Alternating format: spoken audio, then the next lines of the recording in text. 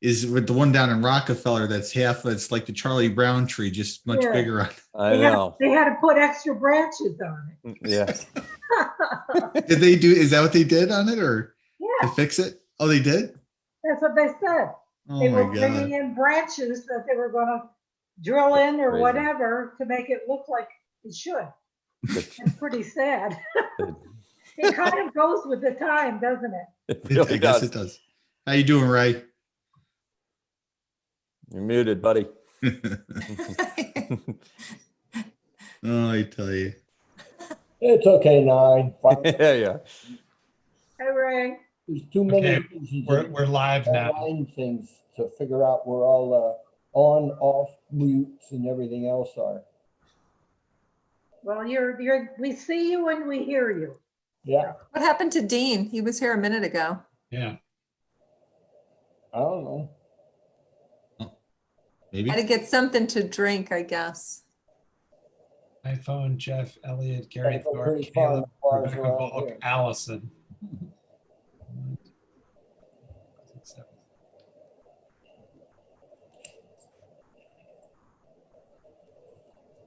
There's 7 people in the waiting room. They seem to all be from the public.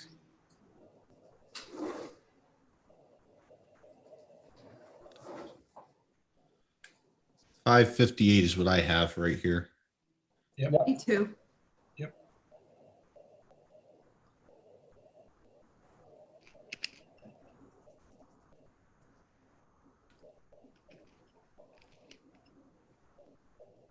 Ray, are you going to want me to just let everybody in at once?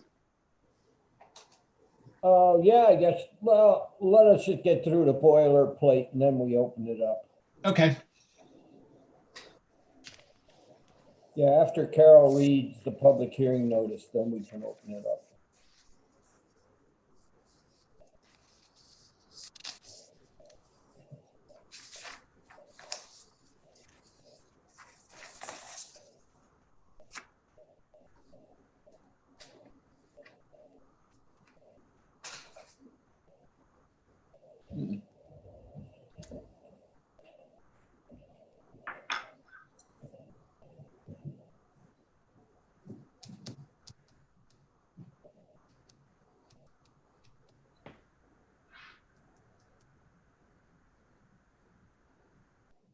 So Nancy, I see you got on live here.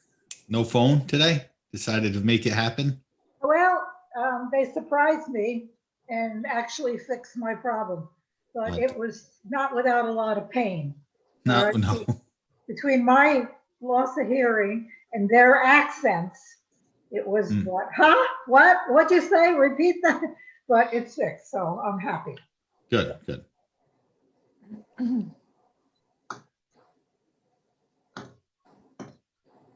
Saw one of your vans down in Hopewell, Chris, but you weren't driving it. So Right now I'm in quarantine until I get my test on Thursday. I just went through the same. I just tested negative. So Yeah.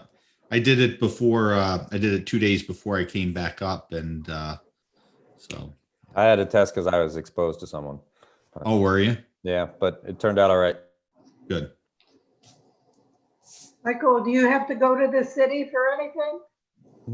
No, I mean, I really wish I did. I wish would open up the entertainment business, but Yeah.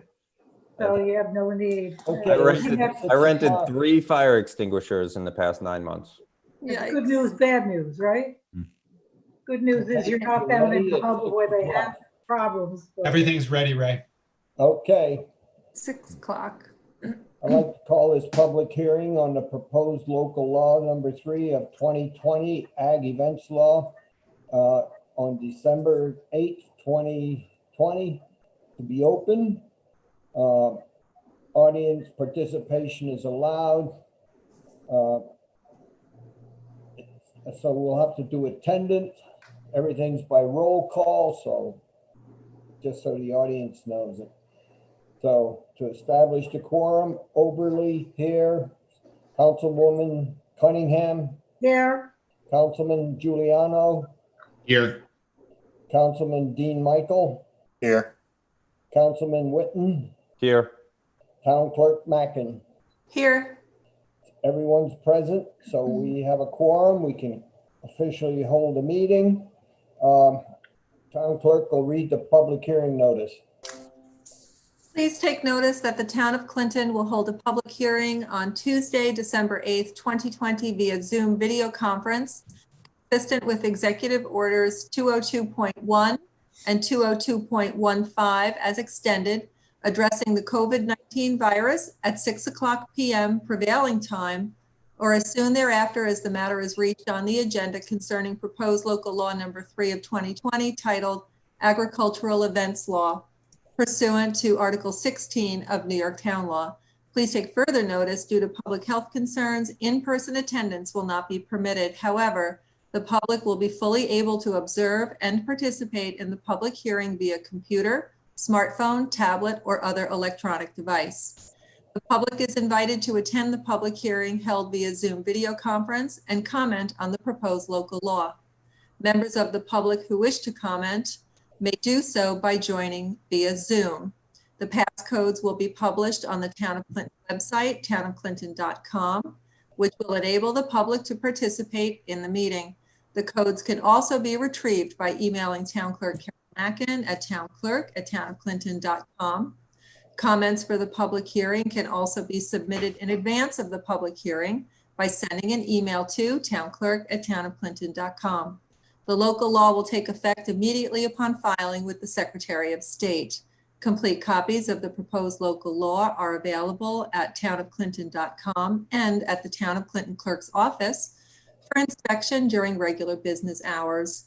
All interested persons and citizens shall have an opportunity to be heard on said proposal at the date, time, and place aforesaid. Okay. Let So- everybody in. What? I let the public in. Yeah, you can let the public in. Okay.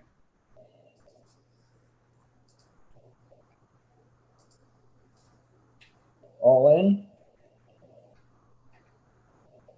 Okay, at this time, I open the floor for public comments and turn the meeting over to Councilman Michael, who will ask for comments from the public, and town clerk will record whatever facts are presented. So at this time, Dean, take over. All right. Good evening, everyone. Jeff, are you on? I don't see Jeff's on, but Yeah, Jeff is there. is he? Yeah. Jeff, I don't know if you wanted to read your comment that you emailed me. Jeff's muted. Thanks. There you I'm go. used to this Zoom thing. Thanks, Dean. Let me pull that up.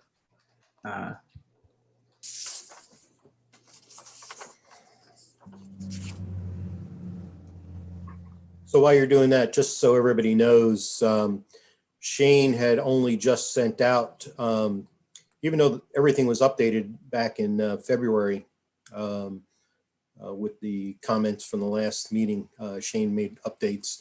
And we had kind of a verbal from Dutchess County Planning, but we never sent them officially the document, because that was around the time that everything got shut down.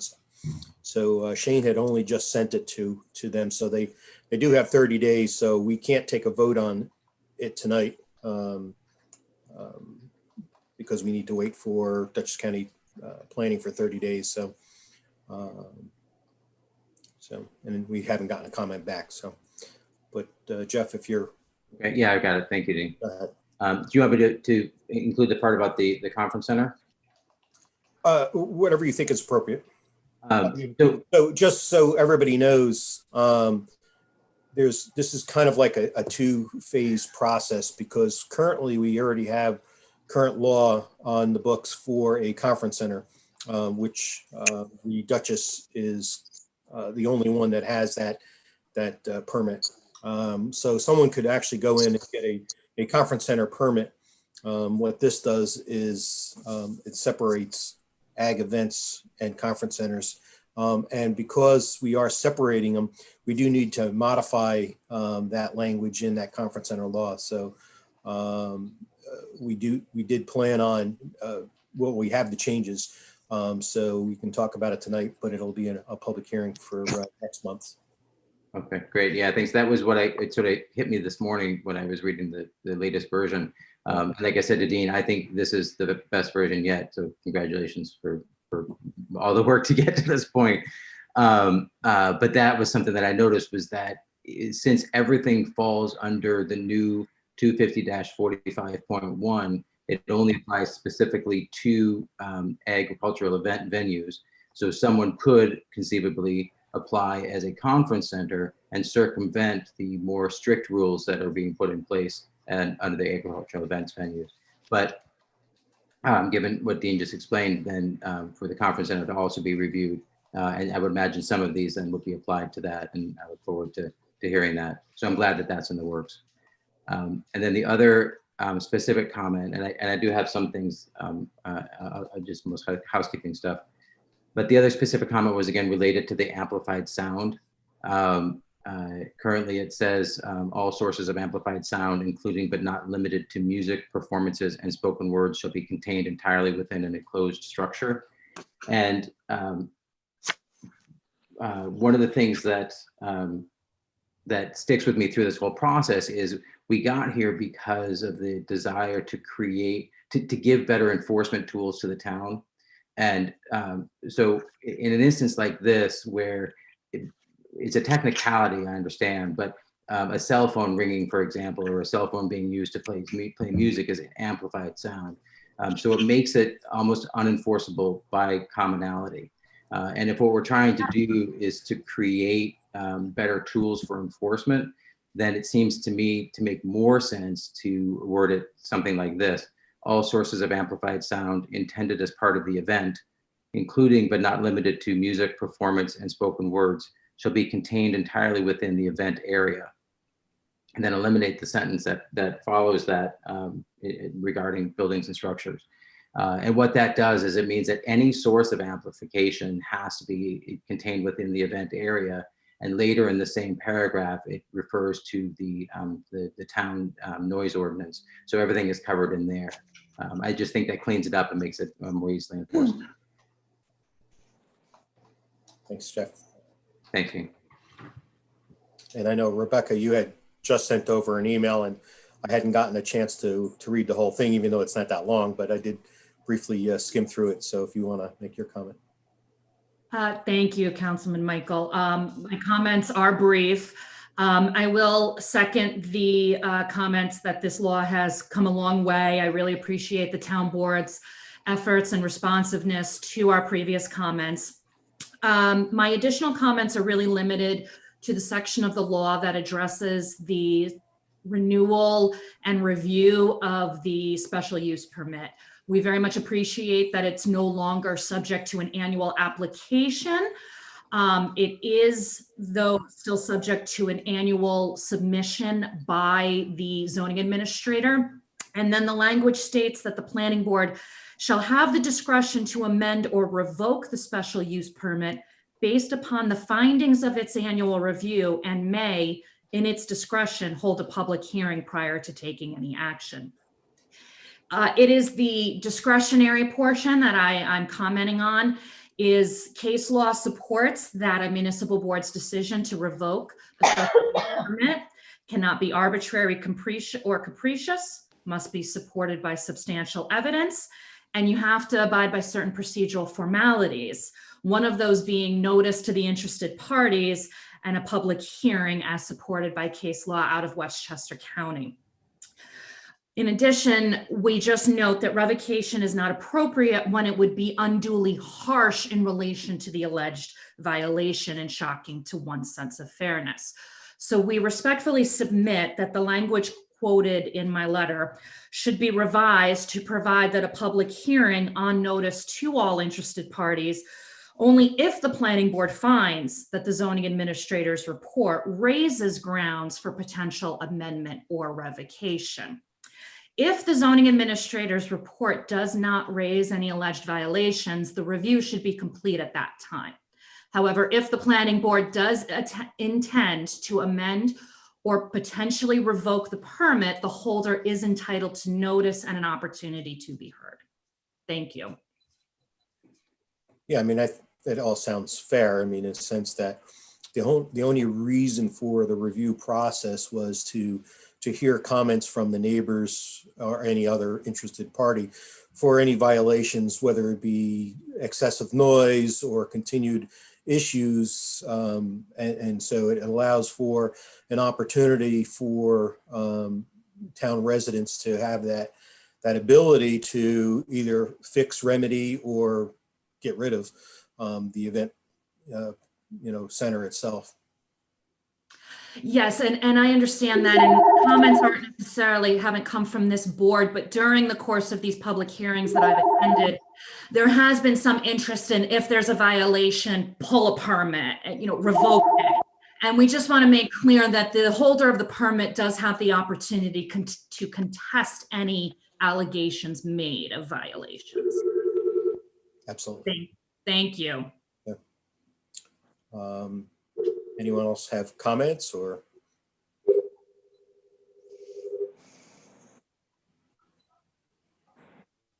A few just housekeeping things in terms of a couple of words here or there. Want that at this time or sometime later? You can give them to me now since no one else has comment. Okay. So I'll just go page by page. I like the definitions and appreciate the use of capitalization, which I know we've discussed in the past. It mentions farm, and when farm is capitalized, since we're referring predominantly to Ag and Markets law, I would recommend wherever capital farm appears, that it's followed by the word capital operation, capital O operation, to better be in line with the usage that Ag and Markets uses. I'm going to make that definition more clear. On page 1, event area, just a typo, the location designated on an approved site plan. Sorry, let me make sure I did this note. You said that was under event? Yeah, so under the definition of event area, since the definitions aren't part of 45.1 and would apply wholly throughout the town code, I would recommend making the change to the location designated on an approved site plan and removing of an agricultural event venue. So it applies to all site plans. Since that's, again, that the definitions would be in section 105. Okay. Page 2 at the very bottom, C sub 3, capitalized farm operation. Above that, C sub 1, there's an S after event. So again, just for consistency, agricultural event venue. Next page 3, subsection 4, it says lots or lots, but it should be lot. So there's an extra S in the first one. In subsection 5, there's still in the town a specific form to be used, the authorization of use form. So, right. If that's the case, then I would recommend referencing that in subsection 5 as opposed to just a written authorization. Again, just for consistency. Same page 3, D3. There's a comma missing. New York State Uniform Building Code, comma, as amended, comma, should be there. Page 4 at the top, it says form, should be from. Same paragraph, second to last line, same typo, instead of form should be from. Next paragraph, section 5, about halfway through, it says produced on the farm operation during the previous year and how the intends on marketing its crops or livestock. So it seems like there's something missing there. Maybe it was farm operation, but there should be something between the and intends. I already went through the bottom of that page, my comment there. Page 5, section 9, second line, shall be solely for the use by event attendees. I would recommend dropping the, so it's just for use by event attendees and staff. Bottom of the page, section 12, now that I understand about the Dude Ranch also being addressed, conference centers and Dude Ranches being addressed separately, I had the question of, do we want to pull out the interjection that says, and any special use permit issued to an existing Dude Ranch as previously defined by the town code, and move that over to the new revision of Dude Ranch, predominantly because it's the only place in this entire section that refers to the Dude Ranch. Page 6, similar to what Rebecca had said. I really am happy to see that it's a review process. In the change there, it just looks like there were some other renewal words that were not changed. So for example, in 14 under fee, an annual fee due at initial approval and then upon each annual renewal. Well, if the special use permit isn't renewed, but it's an annual fee, then maybe it's upon each anniversary of the special use permit. Same thing in the next 15, non-compliance, second line, including without limitation, the failure to renew the special use instead of renew, the failure to submit the annual fee for the special use permit on time.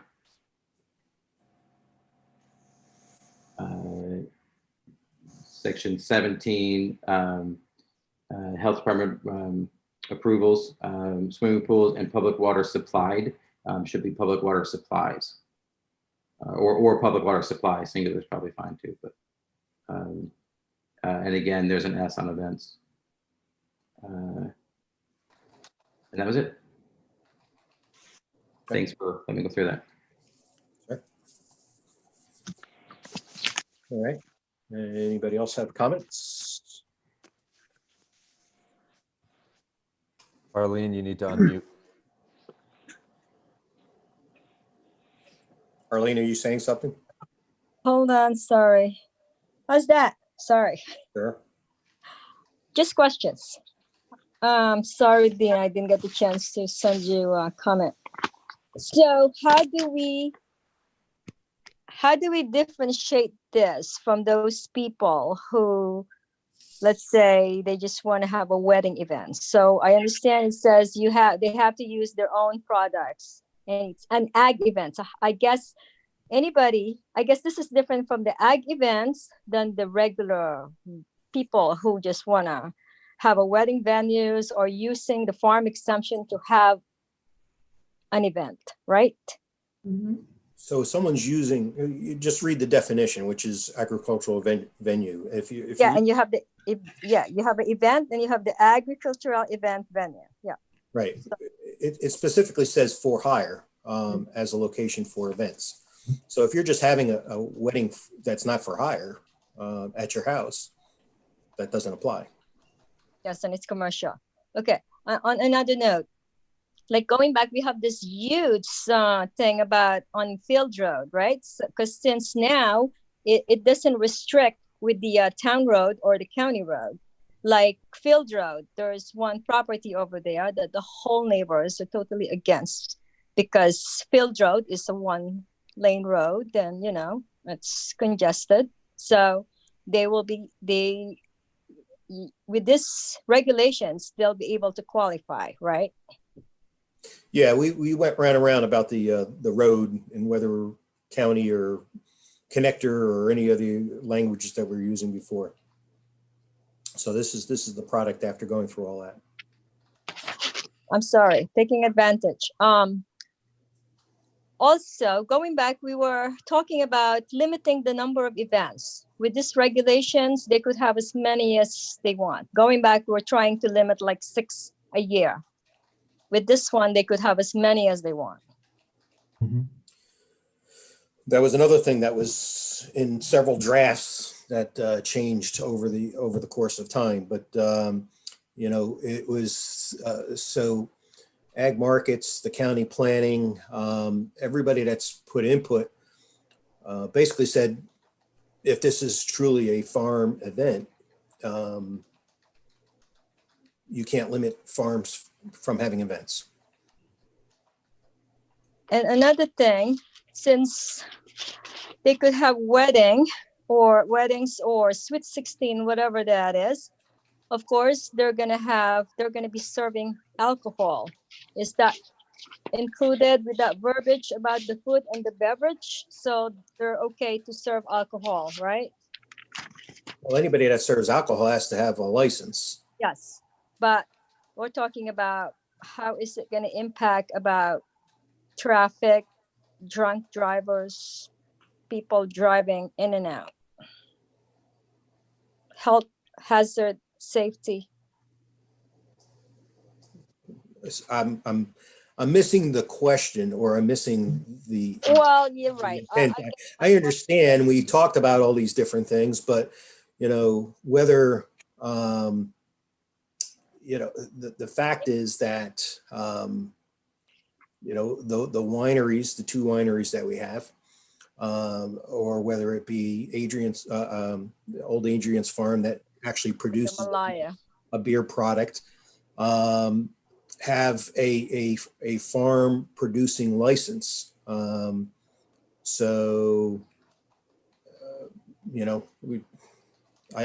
just don't know how to answer your question.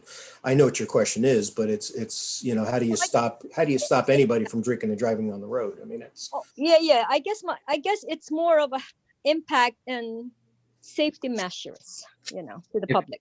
If I can jump in on page 5 where it talks about food and beverage service, it says service and beverage providers shall hold and shall produce upon demand all required permits and licenses.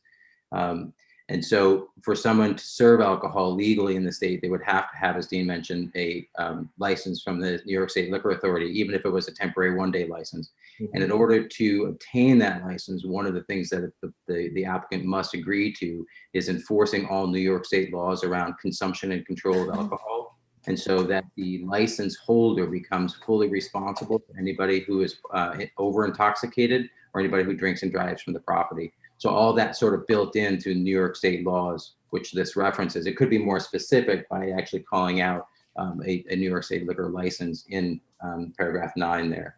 But I think it essentially does cover it that way. Yeah, and that's really the bottom line. Whether it was a bar, a restaurant, or those businesses are responsible for anybody that leaves their property. So. And another.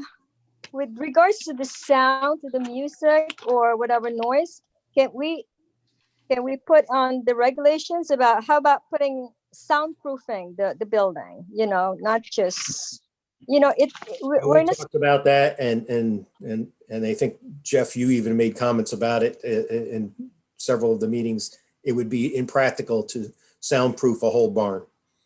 And yeah, that's true. And while that would be the ideal situation, and I'm actually a big fan of that. I think everything should be soundproof, but I don't think it's practical. I think that the control there is in the noise ordinance, which is in a different section, and that the noise ordinance is clearly spelled out through the process, and the planning board is clear with the applicants that this is going to be enforced, and then that there is an enforcement model for the town to actually stay on that, because I think that really is an issue. In practical, with regards to the cost or to the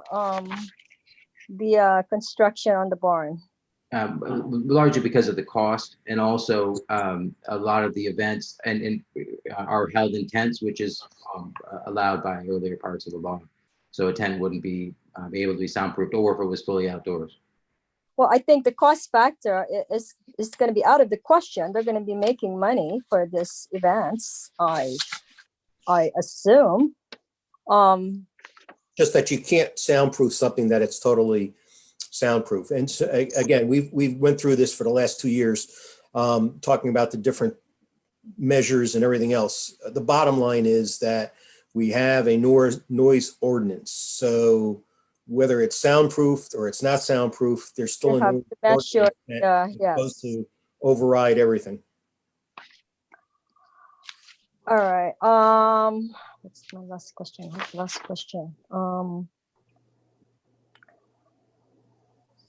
So it's renewable, right? So the procedural process, they have to go to the planning board. So it's like a special permit. It's good. Do they have to renew it every year, or? like special permit expires in, special It's permit, yearly. once they have it, they have it. So This they, is we don't yearly. have to do it. Exactly. With this one, do we have to look at it again and renew it? Well, it's up to, the code enforcement officer to determine whether there was any Changes. significant, issues that were reported over the year and whether they were remedied over the course of the year.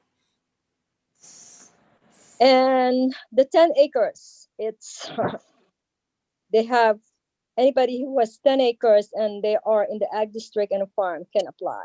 And of course, using their own products, right? Could qualify. Well, Before we talk about 25, I know, the Dutchess County kind of like overruled that. we had 50 acres, we had 25 acres, and, Dutchess County Planning poo-pooed anything.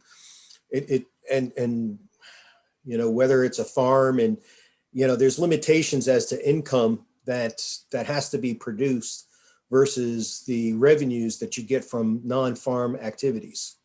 So there is that limitation that, a small 10-acre farm is not going to produce enough revenues to offset to have this exemption. And that brings up another thing as far as the limits that Arlene, you had mentioned, that there used to be in the law, a certain number of events per year. In terms of agricultural events, they're already limited by New York State Ag and Markets law that the revenue from a farm operations event operation cannot exceed 30% of their total revenue. So that becomes the measure. So somebody can't be doing 10 weddings at $15,000 a piece if they're not producing $450,000 in their farm. Right. And do we have to spell that out on this regulations that they should comply with the ag and Belton Ag Markets. I mean, it's already in there. All right. And last, going back, we talked about proposing this law, we're going to eliminate the dude ranch. So we're not. So dude ranch is still going to be in our regs. Well, because we already have one on the books, until it changes from not being on the books, we have to still have a law for it. You're talking about the zoning revision, or with this thing, is it, do we still have that dude ranch? This is a conference center dude ranch. I mean, it's, so unless they get rid of their designation, we have to have a law that addresses it. If they give up their designation and we want to get rid of that from being in the town, we can certainly remove from the zoning. But, that's why we're changing the language to fix some of the differences between the conference center and the event center and the conference center. Like the Dutchess LLC, the Dutchess LLC with Jeff. So right now they have a special permit for a dude ranch. So do they still have to apply for a permit for this one, or? They don't have to. If they originally, Jeff had mentioned that they were going to, but they don't have to. Because they're going to be automatically qualified. Well, they're grandfathered to having it anyway, so it's. Well, that grandfather is not spelled out in this regulations. Are they? Well, there's only one. So, and we're keeping the law. Yeah. So it isn't even a matter of it being grandfathered. It's that the law still exists, and so the Dutchess would still be able to operate with a special use permit. But I think the changes that were made in the agricultural event venue law that we're talking about that are much better drawn out and laid out and much more protective than the existing section that describes conference centers and dude ranches. If as Dean said earlier, the next step is to add similar language to the existing conference center dude ranch section, then I think it answers a lot of those things and both can coexist. I think we answer it that way because I think it is important. I think these are really important things. Can we define grandfathered? What do we mean by grandfathered? Or like the dude ranch, they have a special permit as a dude ranch. What about all those other people who are operating without our knowledge? That if they're operating illegal, they don't get any. Yeah, that's what I'm saying. They're not grandfather. We just want to make sure that those two things, some people will say, well, we're grandfathered. We've been doing this for a while. So those are two different things. So I just don't know if we have to really spell that out in the language of and You regs. should know better, Arlene. I'm looking for the. I know that, but You these should know better. people, That doesn't exempt you from following the rules. Just because you've been breaking the law for 20 years doesn't give you an exemption. That's true. And I always argue with that with them, but they're like, where is it in the regulations? So anyway, that's it for me. Okay. Thank you. Sure. Anyone else?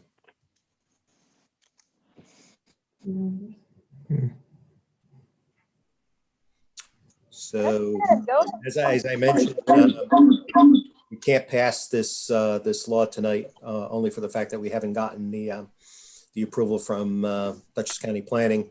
So they have this version, but I'll update these several comments, and this way, by the next meeting, we'll still have to hold another public hearing. So I guess we should leave the public hearing open. You don't need another public hearing necessarily. Well, not necessarily. Okay. So if everybody's satisfied with that, then we'll make a motion to close the public hearing. Hey, so Dean, Yeah. Dean, I'm new to all this. Okay. And I'm pretty proud of myself that I'm on Zoom here. So I'm going to take pictures of it and show my kids I can do this. Right there. Is this, let me see where I can get over. I'll get over here. So you're closing the public hearing. So is our voice turned off, or is this when you want us to address you? Oh, this is when I want you to address me. Well, there you go. So I'm not used, this is a different venue for all of us. I'm used to there being a dais. So then let me introduce myself quickly and hit on some of the points and some of the concerns that I and one of the other adjoining neighbors have. So first, some of you know me. I've been a business owner in Dutchess County for 42 years. I've been a resident of Statsburg for 61 plus years. I know I look really good. I look better on camera. And I've been a Creek Road resident for 30 years. So my property is pristine. I border the eastern boundary of the old Adrian's farm between Creek Road and Route 9G. My family has owned the 4 acres up to recently where another person renovated, and I was instrumental in the landscaping of that property. So the 4 acres where I live, along with my neighbor, pristine. There's not a leaf on the ground. I'm ready to also undertake now a big rehabilitation of my pond property. The across the street neighbor, he will speak soon. I tend to be maybe a little bit more wordy than he. Justin Wisniewski also has a very pristine property. We're out there day and night trying to enjoy and trying to create a way of life for our families. Being a business owner, I want to see the farm succeed. But by being a resident, I want to see the farm succeed and not take away from a way of life that we've grown accustomed to. We live on Creek Road in Clinton because we enjoy the quiet, the peacefulness, the serenity of it. We have friends that come and sit by my pond and they never want to leave. So when I have to start raising my voice at my picnic table to talk to my mom down at the other end, and it's not because she's 86, something needs to be addressed. So when I saw that it had to be any loud ordinance of noise had to be kept encapsulated in a building, I kind of did a yeehaw and a little bit of a skip. I do agree that that's not practical. You know, you do have to sit outside. I think some of the main talking points we have, or I have at least, one would be just the hazardous road conditions. That arguably is one of the worst roads that we have in our county.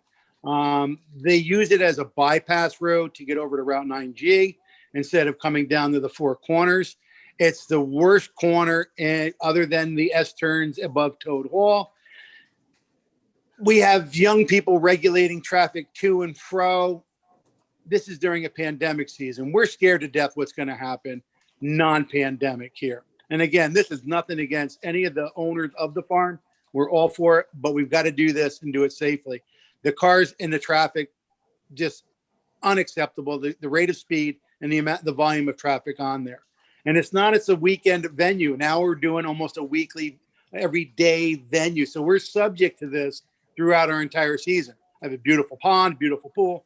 I can't sit outside and enjoy that. My other would be the signage. Most townships have regulations on signs. There's signs strewn up and down the highway. There's banner signs. We've got them everywhere. Lighting is another that I see addressed in there. We have spotlights that are, I see that there's a lighting plan that's supposed to be sent in and approved. We've got an extension ladder with a clip-on light as a parking lot ladder next to some really beautiful properties. It just, we want some of this stuff addressed. And then, of course, on top of it all is just the noise. The noise. We need to do something to keep the noise level where it's acceptable for everybody. Where Sam and her mom, Stacy, can make a living, absolutely. But where Justin and I don't have to go inside because we can't stand the noise and the ruckus and the cars any longer.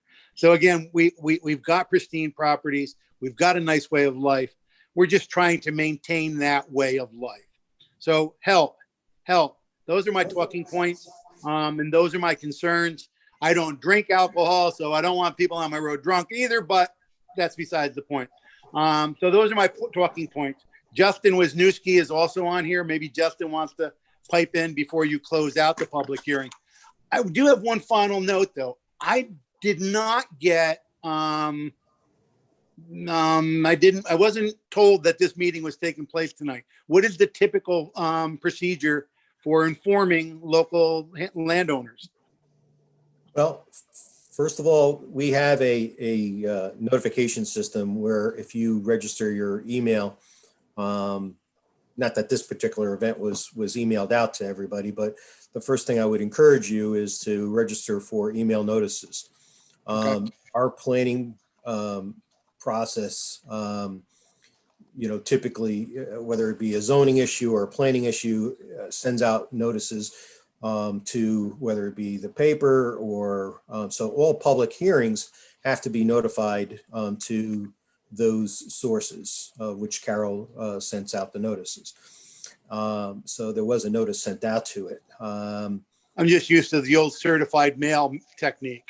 Yeah, I mean, if there's I guess, Arlene can address when she does a change, someone comes into the planning board, you have to notify so many neighbors and stuff like that, that would be a different situation. But to address some of your other things, the other concerns and comments is that we do have a signage law. We do have a lighting law, and we also have a noise ordinance. So those all still are in effect at this point in time. So if any one of those things are in violation of the law, those can be enforced, at any point in time, whether it be an event venue or anything else. I mean, we had a situation where someone was having a yard sale every weekend, and I make the comment that it's like going south to the border, where every so many poles, there's another sign, and that's just ridiculous. That's not what we want in our town. So again, we do have a sign law that does address those things, and you can certainly, everybody has to comply to those particular laws. Without this law, it's already in existence. I don't know if that's been followed up on then along the highway. There's little rascal signs all along the highway. Like anything else, if nobody complains about something specific, you're relying on the zoning enforcement officer to actually run by and take notice. They may take notice on their own, but it's usually from complaint that those things are usually addressed. How do you think this particular parcel, because obviously we're addressing Old Adrian's Farm, as far as parking, I see, the parking shall be adequately screened. Well, I don't think that. I think that's ridiculous. They don't have the ability to do that. But they do park along the access way, which is already a one-lane road. Arlene made a reference to Field Road. Well, you might as well call Creek Road a one-lane road too. There was a time, at one time, Adrian says we're going to lean off property so that could be a dead-ended street. what a wonderful idea for us homeowners that would have been, because it's the back roads of Georgia on that road. So there's no way they can abide by the disguising of vehicles in a parking area. They can't abide by the 100-foot setback. They just can't do it. It's not practical. But we do somehow have to figure out a better way to regulate the parking in the field and absolutely restrict it off the road. Absolutely restrict it. First thing I want to just say is that this law is not addressing any one particular property. So I'm not here tonight to talk about one particular farm over another. When we make a law that applies to everybody equally. And so through the planning process, then we get into specifics about one particular farm and having them comply to those aspects of the law. And if they don't comply currently, then you have to go for a variance. Okay. I mean, one of my things, I'm just going to chime in here, because I've read your email, Jerry, as well, and points are very well taken. When we started doing some of these laws, and before I was even on the board, one of my concerns was always protecting our residents as well, with the law, that comes out here, such as yourself, with the noise, and because we have a certain way of life. I always use these terms. You buy next to an airport, you expect to hear the planes. Hence my house down in Florida. So I hear the planes, I accept that. Or you buy next to a farm, but it's running as a farm, but it's changing the need because it's going on every day with that. I think some of that is going to be where, to answer one of your questions, was like the notice given when they go for their planning review process. Once the law is passed, that's when you'll definitely get some sort of notification on that to be able to be part of that discussion. But I do agree it should also protect, and through those processes, it should protect you as the neighbor as well. So I was at the planning board. I was at the town of Poughkeepsie planning board one night, and a lady stood up, or a gentleman stood up actually, and complained about the noise from Mulligan's Irish Pub. Didn't you know that noise existed when you bought a house next to and on Route 376 next to an established business? That's the opposite here. We had a way of life. Now, for our I know this is for townwide, but for the case that I'm speaking on, we were there. Now you come in. So progress, but at what a cost? How Mangold used to say Indians used to walk through here. So progress, but at what cost? That's correct. Justin, are you there? Yeah, I'm here. Can everybody hear me? Sure. Okay. I'm new to this Zoom as well, so my main concern, I guess, is the noise. I'm next to Adrian's farm. Again, me and Jerry both take a lot of pride in our property, but I've addressed the noise with the code enforcement officer and stuff like that, and nothing has been accomplished. I've pretty much been told we're not going to address that. We're not going to tie it up in the courts. I realize this isn't all. We're not here for one particular farm.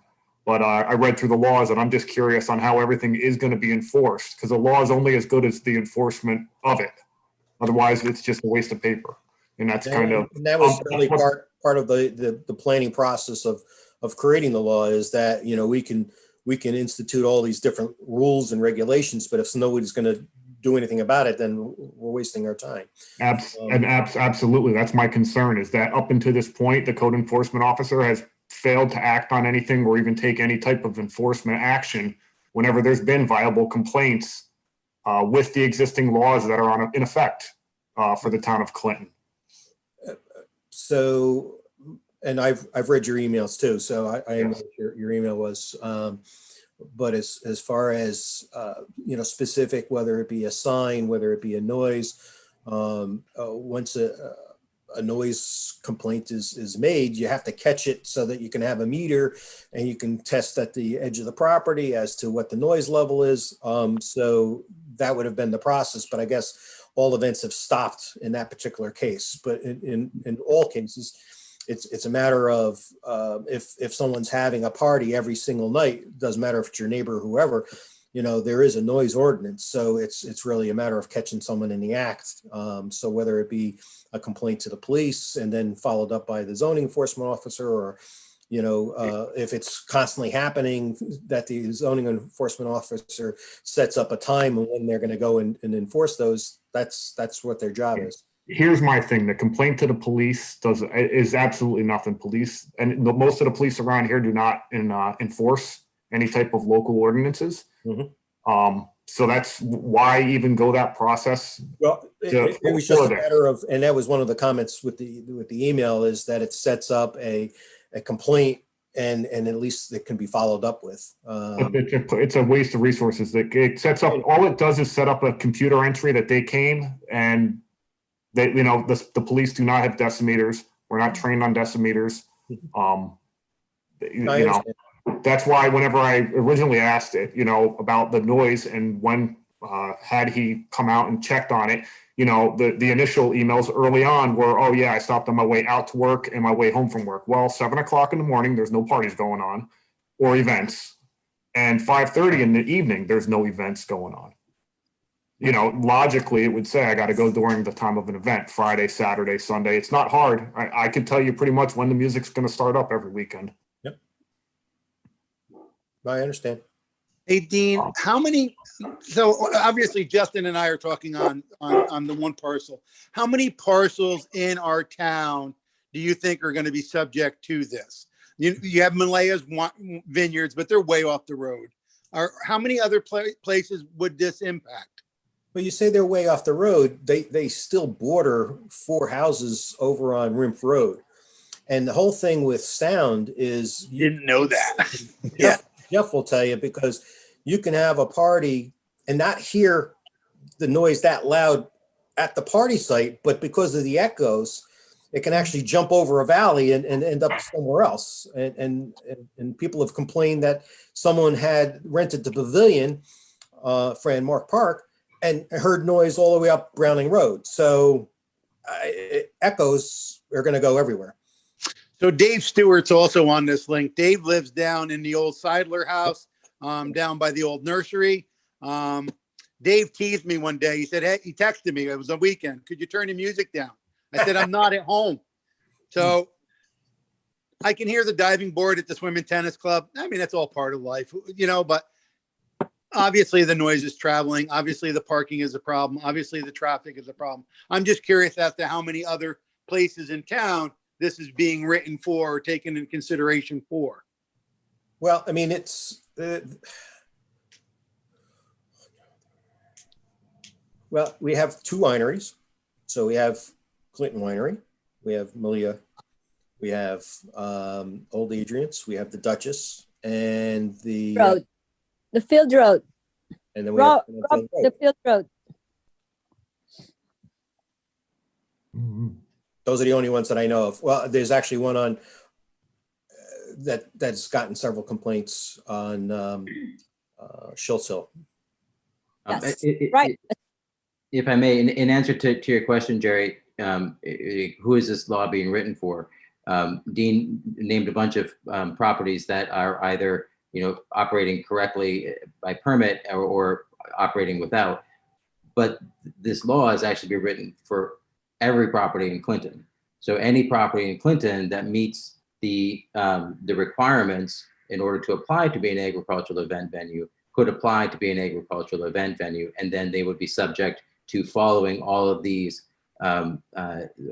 codes and laws that are in here as part of that permit use.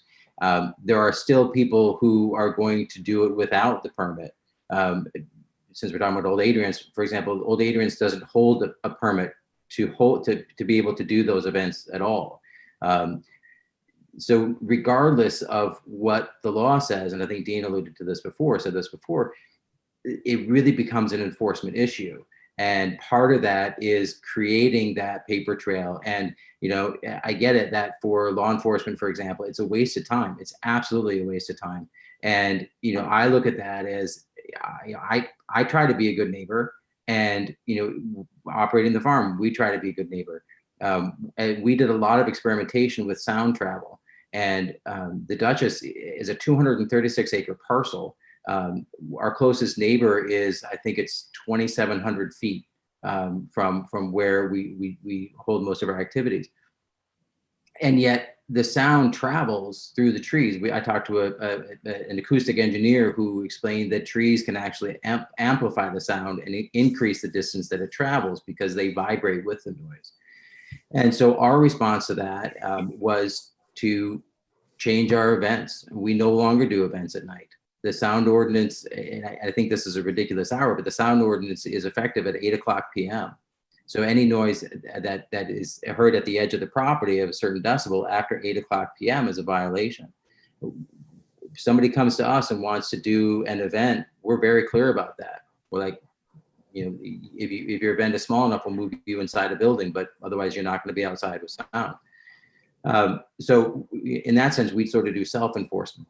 It'd be nice if everybody did that, but that's not a thing. I think one of the things we still have to solve is how do we do this level of enforcement? And at an earlier meeting, it was talked about having a full-time zoning administrator and then a part-time code enforcement officer. And of course, the pandemic came. So where was that left? Is that still the plan to have that part-time position and fill that, which would be new? And as I understood, was specifically designed to have somebody that could address code enforcement. Well, finding someone has always been the issue, but you bring up the pandemic, and that also added a different problem this year, is that, you know, most restaurants and bars and everything else were forced to, you know, seat people outside. So this year forced everybody to have outside events rather than having inside events, if they had any events at all, and with the limitation. So this year should not really be the measure of what's to come, because eventually when we can have things inside, I mean, that should all be, you know, hopefully calm down as well. I don't know if I agree with that statement, Dean, because during a pandemic, we were restricted as to how many people we could have inside, how many people we could have at a venue. I think come pandemic, once the pause is lifted, I think we're in for a lot of trouble on this, at this parcel. My sister-in-law owns a very successful winery and apple picking venue in Marlboro. If I was on her street, I'd be doing the same thing I'm now. But it's only 8 weekends. It's it's during the day. It's 8 weekends of the year, and it's done. We basically are opening a gin mill next door 24/7. I mean, that's a stretch, but it's every night. There's music, there's alcohol, there's parking. This is every night. I think it's going to be, it could be hazardous next year for us. Well, I think we're really, we've only seen a bit of it. Yeah. You were forced to go outside, but if I own that venue, I'm never bringing my participants inside. I want them to enjoy the vista around them. Sorry, Justin. No, I was going to say the same thing. That's the outside is the draw to an event like that. It's not to be inside. Same as Jerry. Once I saw that buildings should be soundproofed for the ag events law, I loved it. I said, great, maybe the noise will finally stop. There's an issue whenever I'm sitting in my house, windows closed, air conditioned on, and I'm still hearing the words to the song that are playing. The amplifiers are so loud. That's an issue. I'm not even outside. I'm in the house with the air conditioning on and windows closed in the summer. Being outside, I've shot the line to see how far off I am from where the music's playing. It's approximately 1,020 feet. I'm hearing clearly in my yard even what the music. It's not just a dull hum of the music that somebody's playing next door. It's very loud. It's as if I'm next to, I've said it before, the fairgrounds. I feel like I'm in Rhinebeck next to the fairgrounds during Fair Week at my house on the weekends whenever we're here to enjoy. The other issue I just do want to bring up is the roadway. That road's one lane at best down by the farm and in other areas. The traffic is atrocious. You can't even walk with the one Saturday I walked with my daughter down just for a walk down the road. I counted no less than 75 cars passing us on a one lane road. God help, the people are actually trying to park everyone within the parking area, but they're placing cones in the middle of the roadway, stopping free traffic, which that's a violation of New York State traffic law. There's just a lot of violations that have occurred that haven't been addressed, and I'm afraid that this new law is nobody's going to enforce it as well. That's a big concern of mine. Well, again, what we're trying to do is make a law that applies to the whole town. And so without a law, there's nothing to enforce. And so we have to start somewhere. And you're talking about specific things on a specific farm. I am speaking but certainly part of the planning process, to get having to go to the planning board to get their permit is where all these particular cases should be mentioned. And I understand I am speaking in specifics just because that's all I know. That's what I know for ag events law. This is the only circumstance that I have to address off of. So I'm not trying to pick on any one particular venue, but that's all I have it to base it off of. No, I understand. Dean, can I make a suggestion? Dean? Yep, go ahead. Is it okay? I think we should leave the public hearing open because you're still waiting for the comments from Dutchess County Planning. So that version that you have, it's going to get revised. So I think, in fairness to everybody, they need to read that, to see that, and make a comment. So closing the public hearing, I think. Well, there's not going to be significant changes, and Dutchess County Planning had already really approved what we did verbally. They just never sent it to us, in writing. So I don't expect them to make any comment beyond, yes, you met all the requirements that we had really objected to originally. So I don't see a need if we've already exhausted the law. I'd like to say that we, the reason that we reintroduced the law rather than introduce it again, because this was the version that Dutchess County Planning reviewed when we sent it to them formally. We made all of the changes that they suggested, and the town attorney sent the revised changes to them for a quick look, which they seemed to be satisfied with. So we actually addressed all of their issues. So in the reintroduction, the conversation last week was the pandemic has been, caused us to be shut down for 8 months. They really wanted another formal review simply because of the time that has lapsed, just to give it a formal okay. So the version we sent them is the version that they're familiar with, and I really don't expect them to come back with too many significant changes. Right.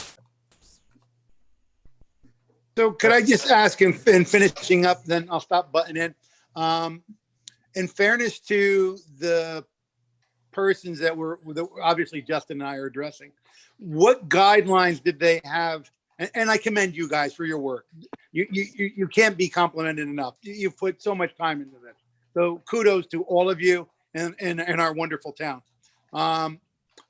What guidelines did any of these parcels, venues have to go by pre this legislation that you guys are trying to adopt? Was any of this on there beforehand when they applied for permits? Did they apply for permits? Nobody has a permit because it's not a law. So okay, that's the question. The only permit that they could apply for would be a conference center.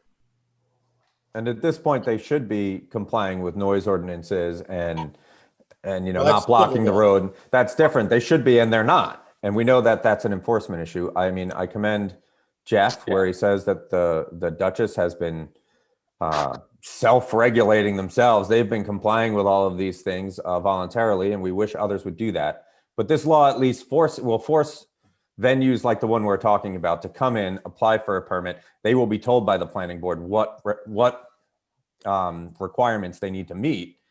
And then if they don't, we have more teeth really to go after them for it because they've agreed to these things and gotten a permit, and we can then revoke a permit if they don't follow those guidelines. In fairness to the farm, I can tell you the last event they had, Stacy Higgins, one of the owners, she actually texted me, "Hey neighbor, we're going to have an event this weekend. If it gets too loud, please let me know." So if they didn't have guidelines to follow, yeah, some of it, Michael, is obvious, the parking and some of that, that's just obvious. I agree with you. If they didn't have guidelines to follow, then hopefully this is the metric by which we're going to judge all these establishments henceforth. And I stopped down there and one of the bands that was playing. Well, if it was Vito, you can't talk about Vito. No, it wasn't Vito. But one of the events,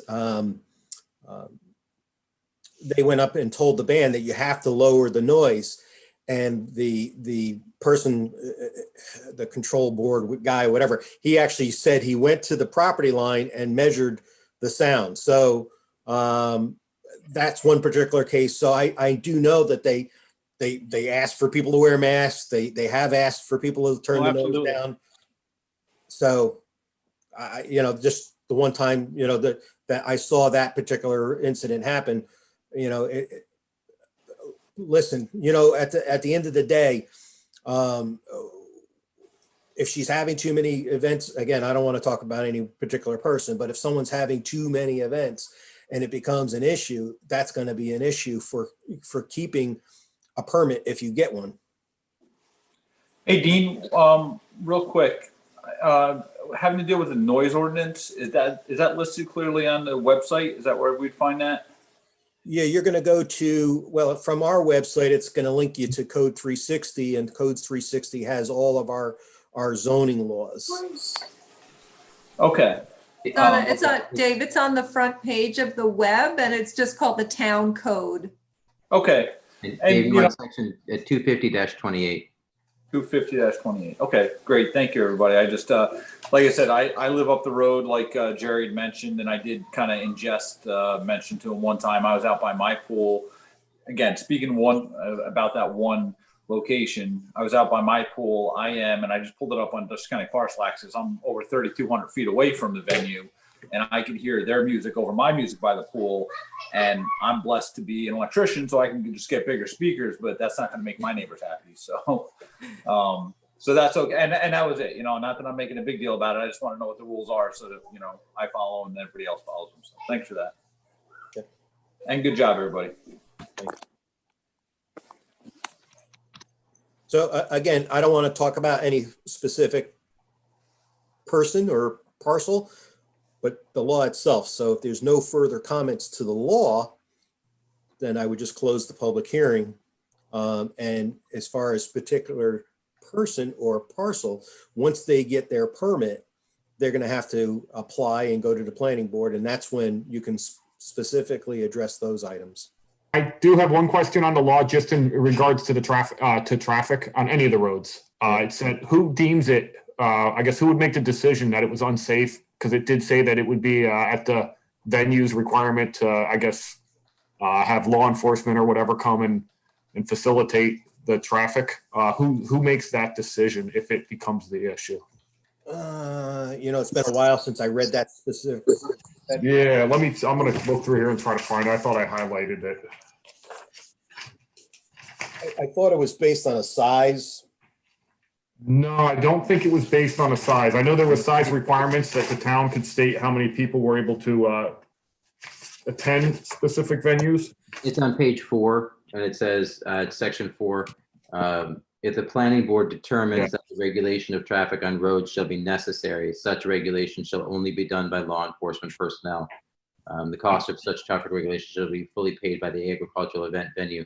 So that would apply as an applicant goes through the process with the planning board to get the special use permit in the first place. The planning board will review that and say, look, every event that you have, you're going to need traffic control. Or any event you have over 50 people, you're going to need traffic control. They would make that determination. Well, I mean, at the time of application, then during the approval process. Okay. And Jeff, when that originally was talked about, it was to stop the event venue from just sending a kid out to the street. Exactly, right. That's really what the intent was. Putting that language in there was to specifically say you can't put someone out to regulate the street. Number one, you're not allowed to, it's against the law, but it's just spelling it out so that people knew that you just can't send, some flagger out in the middle of Route 9G and think it's okay. Sure. No, I just think it's just an important point, being that most of these venues are on the back or, smaller back roads in the town. It's probably going to be, something that's going to come to fruition Right. at some point with the events. And with all of the things in here, again, it does go to enforcement. But as Dean mentioned, until this law is actually on the books, there's nothing to point to say that, oh, you should have applied for a permit. You don't even have a permit to operate, let alone meet any of these requirements that are part of that permit. So once this is in place, then it's an easier process for the code enforcement official to actually step in there. In terms of last month with the, Airbnbs and, we didn't have anything on the books. So when people were complaining about the handful of places that were having a problem, we supposedly have between 80 and 100 Airbnbs, but there was 4 or 5 that we were getting the most complaints of. Well, we didn't have a code to right. And in terms of enforcement, in particular for something like this that is relevant to farms and agriculture, New York State Ag and Markets law does allow for and protect farms to hold events, including weddings. It has very specific limitations on those things, and that's section 305A. And those limitations are specific to the percentage of revenue generated by total events as opposed to the total revenue generated by the farm. Now, a lot of farmers or farm operators will use limited knowledge of ag and markets law to claim protections that they don't actually have. But I mention it because it doesn't all have to fall on the town. It also, when you have a farm that is taking advantage of ag and markets law, it can also be sent to New York State Ag and Markets. And again, Jeff, by that language, it does specify that only 30% of your revenue can come from these events. So that's supposed to limit the amount of business that you're doing other than farming. Right. So obviously, so there was, up to this point, there wasn't anything to necessitate applying for a permit because there wasn't anything on the books that constituted the need for a permit. Is that correct? And you guys are doing that now. I feel bad that we're like picking on one entity, and I didn't know what this. So obviously, we're trying to put something on the books that everybody can abide by. Yeah, well, there was another event that was having more complaints than this one early on, so that one happened to really kind of get more attention than the Adrian's farm. But nonetheless, it's a thing to come. I mean, you can see all over the county, and some places like Hyde Park is very favorable of having event venues. I mean, if you read the Hyde Park law, it's much more generous. And since you were all living on the border of Hyde Park, someone could actually have an event venue right across the street of 9G, be in the town of Hyde Park and do a lot worse. I think our law is a lot more restrictive. Okay. I commend you guys all. This was wonderful. Thank you. Thank you. And I will sign up for the newsletter. Okay. Thank you all for participating. This has been wonderful. Jerry, Thank you all. go to the website and hit the subscribe button. Okay. Thanks, Carol. This has been great. This has been great. Okay, Dean, you can make the motion. So I make a motion to close the public hearing. Is there a I'll second? second it. Giuliano second. Okay, roll call vote. Any discussion? Roll call vote. Oberly, aye. Cunningham, Aye. Giuliano, Aye. Dean Michael, Aye. Whitman, Aye. motion carried. Now we're gonna close the meeting. I'll make a motion to adjourn the meeting. Is there a second? Giuliano second. Roll call vote. Oberly, aye. Cunningham, Aye. Giuliano, Aye. Dean Michael, Aye. Whitton, Aye. motion carried. Meeting is over, and we will now jump into the regular town board meeting.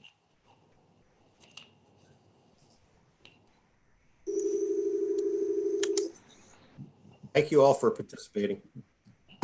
Thank you. Thank you, Dean. Thank you. Thank you for letting us have a voice. Great job. Okay.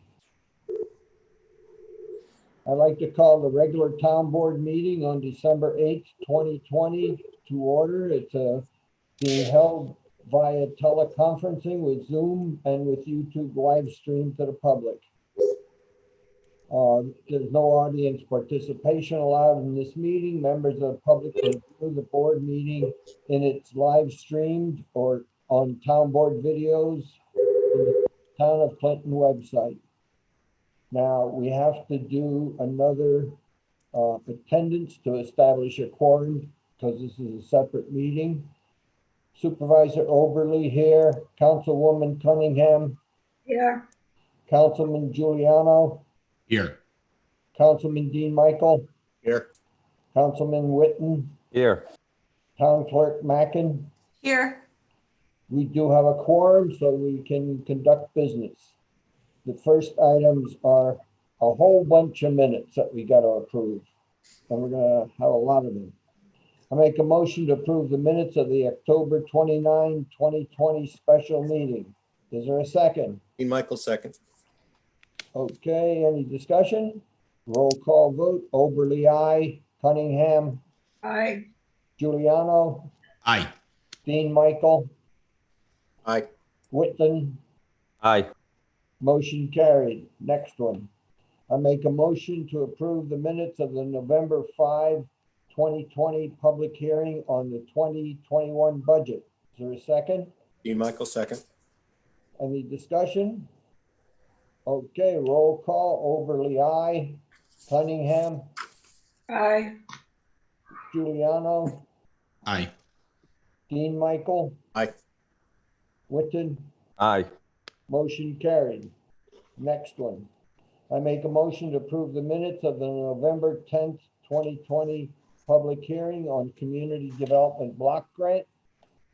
Is there a second? Giuliano, second. Okay, roll call vote. Oberly, aye. Cunningham, Aye. Giuliano, Aye. Dean Michael. Dean? Aye. Okay. Whitton. Aye. Motion carried. On to the next one. Told you there were lots. I make a motion to approve the minutes of the November 10th, 2020 public hearing on short-term rental local law. Is there a second? Dean Michael, second. Roll call. Oberly, aye. Cunningham, Aye. Giuliano, Aye. Dean Michael, Aye. Whitton. Aye. Motion carried. I make a motion to approve minutes of the November 10th, 2020 town board meeting. Is there a second? Dean Michael. Giuliano, second. Roll call. Oberly, aye. Cunningham, Aye. Giuliano, Aye. Dean Michael, Aye. Whitton. Aye. Motion carried. Next one. This is the last one.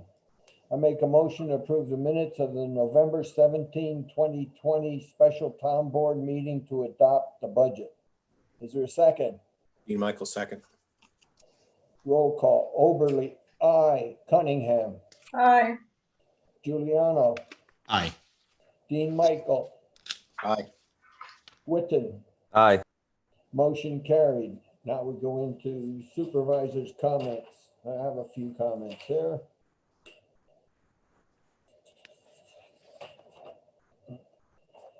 The town offices, highway department, justice court office and court will be closed for the Christmas holiday on Friday, December 25th, and New Year's Day holiday on Friday, January 1st, 2021. The Clinton Community Library will be closed on the same days. The recycling center will be open as usual from 7:30 a.m. to noon on Saturdays, December 26th and January 2nd. Community Power has developed a simpler process to become a member and to receive up to a 10% reduction in your electric bill. The town will get a $50 donation for every person joining Community Power. More details are on the town webpage, www.townofclinton.com. The tax collector moved her office in December from the town hall to the schoolhouse.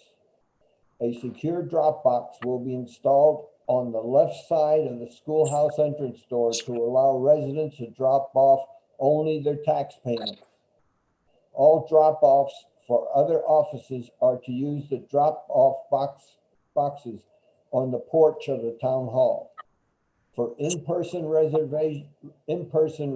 appointments, the office hours are Tuesdays and Thursdays from 10 a.m. to 2 p.m. and Wednesdays from 9 a.m. to noon. Appointments can be made by calling 845-266-5721 extension 141 or email to taxcollector@townofclinton.com. Residents are encouraged to pay by mail, use the aforementioned secure Dropbox, or pay online. To pay online, go to the town's webpage, www.townofclinton.com. Click on departments, then go to tax collector, and you'll see the payment portal. The power line information update. We did have a presentation about a week ago.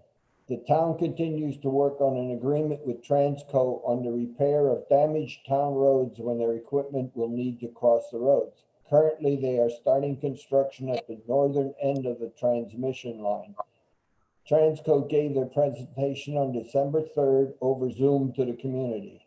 The video, PowerPoint, and minutes of the presentation will be placed on the town's webpage under Town Board for those who missed the live presentation. For much more information on the project is available on their webpage, www.ny-yes.com. Some of the Clinton highlights are the current towers have an average height of 82 feet, while the new monopoles, because that's what they're doing, they're taking the two towers down and putting one monopole in, have an average height of 90 feet. There are 6 new monopoles that are 100 feet tall. Transco will have available an agricultural coordinator to help coordinate farmers with their crops and Transco's construction activities in the transmission right of way.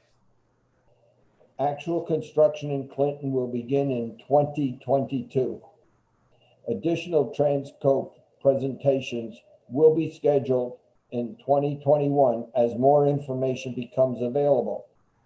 The Clinton Community Library has a Transco laptop that is loaded with much of the technical details that were presented to the Public Service Commission as part of the approval process for the project. The laptop will be updated as new and more information becomes available.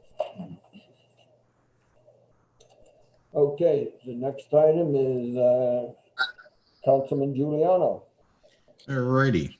I would like to make a motion to approve the following resolution. Be it resolved that Highway Superintendent Todd Martin join the town board meeting to be able to participate in the discussion of the highway bids. Is there a second? Michael, second. Okay, roll call. Oberly, aye. Cunningham. Aye. Giuliano. Aye. Dean Michael. Aye. Witten. Aye. Motion carried. Okay. Is he going to talk now or is he coming in later? Well, we have the highway bids on the 3rd. Okay, no, I just didn't know when he wanted. He's on. I'm on now. Huh? Hello. Good evening, everybody. So, okay, are you going to say something or are you going to wait for the bids and stuff? The one thing I want to bring up tonight is the COVID with restrictions. The highway department is locked down right now. The doors are locked. The signs are up on the front gate and on the back of the building. Appointment is needed. Masks are mandatory. The doors to the entrance to the front and the back doors will remain locked 24/7. Everybody and anybody that works for the highway department has to have a key to enter or exit the building. Once the highway employees or anybody else that has an appointment comes into the building, they are mandatory to have a mask. Councilwoman Nancy Cunningham has furnished us with the hand sanitizers. They are required. Anybody that enters or exits the building for any reason has to use the hand sanitizer and has to have a mask on as long as you are in the highway department building, in the vehicles or anywhere as such. During this time, I've been speaking with the New York State Highway Association of Highway Superintendents, along with Dutchess County. We're trying to come up with a game plan and a backup plan in case either one or all of our employees come down with the virus, to have a backup plan. Tonight, Councilman Giuliano hopefully makes the resolution and a motion. I have one employee right now to hire as a temporary employee for the winter. It's on call. There's no benefits, no health insurance or any of that to follow along with. And what it is it's Tom O'Brien. He previously worked for the highway department, so he's familiar with our operations. He's familiar with our roads and our trucks and stuff like that.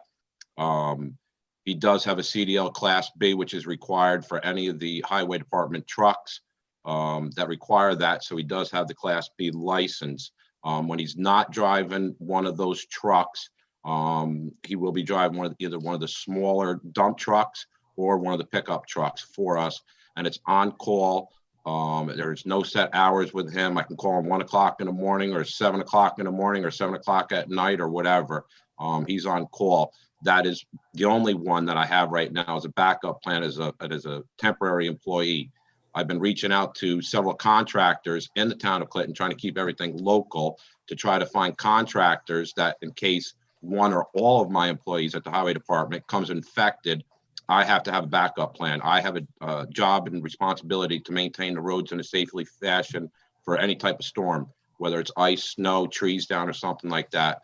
So if one or all of my employees at the highway department come infected, I still have to reach out to somebody, anybody, contractors in the town or outside to maintain these roads, plow them, sand them or whatever. I've been working with Supervisor Oberly, our insurance company, with Nicole, to start running some of these contractors that we had in mind that are local here to help us in case we do have to shut the shop down for 14 days or whatever it may be with Dutchess County Department of Health, with Kathy Tegmeyer down there, to come up with a game plan to have anybody to help us out.